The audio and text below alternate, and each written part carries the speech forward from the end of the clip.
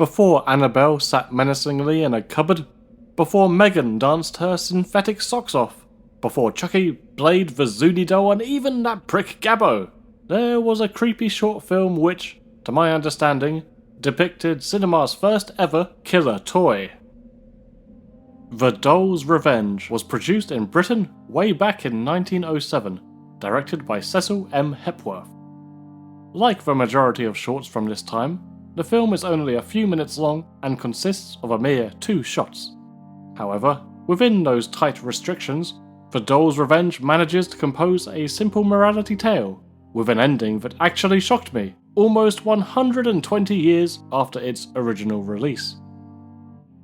For anyone that is aware of Hepworth, this level of quality, imagination, and use of special effects should come as no surprise. To say he was a pioneer of the British film industry is the understatement of the century. And last century, I suppose. He helped introduce narrative storytelling through editing, and patented many effects techniques, no doubt inspired by his magician father. He was also the author of Britain's first ever filmmaking text, but in his own right, Cecil Hepworth was an incredibly prolific filmmaker as both director and as the head of Hepworth Studios. Yes, I know most of the movies were very brief in duration, but let's have a look at his producing credits and holy shit! Unfortunately, when his company went bankrupt in the 20s, the new buyer melted down their entire extensive film catalogue in order to sell the silver. It is estimated that 80% of Britain's films from 1900 to the 1920s were lost in the process. Well done.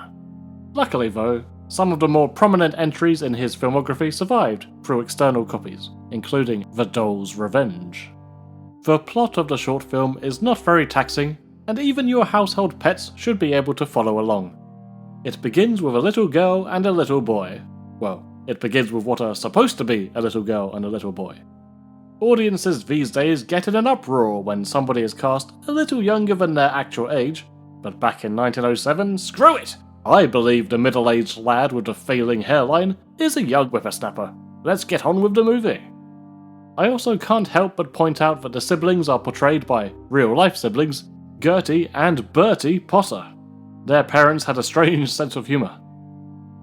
Their father, approximately 5 years older than the boy, brings the girl a new doll. It's an impressive toy to say the least, boasting some spectacular dance moves and proving that nothing has really changed in cinema for over 100 years. It's a snazzy effect, though the suspension of belief falters when the dancing toy appears to leave their stage. Whoa, it's 1907, we can let it slide. If I was alive then, I'd just be twiddling my thumbs inside a chimney all day or something. The boy attacks his sister, steals the doll, and absconds with it. Left alone to his dark bidding, the little shit becomes what my generation would affectionately call Sid. He rips the doll apart limb from limb for his own sadistic glee. The brat also sold a ciggy, but it's not going down well. Suddenly, in a nifty piece of stop motion, the limbs connect back to their host body like a Victorian T-1000. This is where it gets weird.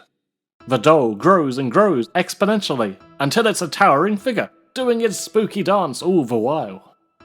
But that's not all. The doll duplicates itself, and I'm man enough to admit their jagged movements did give me pause. Again, not too dissimilar from the janky movements adopted by modern villains.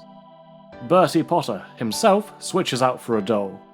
An obvious switch, but worth it for what follows. The dolls only go and rip him apart limb from limb, and then, woof, cannibalize him for good measure. You can argue whether the climax is a smoke-induced hallucination or a real event, but either way, the comeuppance is fitting and satisfying for anyone whose siblings messed with their toys. Yeah, you know what you did. For such an antiquated picture, the terror is still relatively palpable. It's not a million miles away from the later takes on evil dolls, but yes, The Doll's Revenge is a must-watch for fans of horror history, and a welcome break from the usual plotlines of that era, which almost always centered around a devilish imp rearranging your furniture.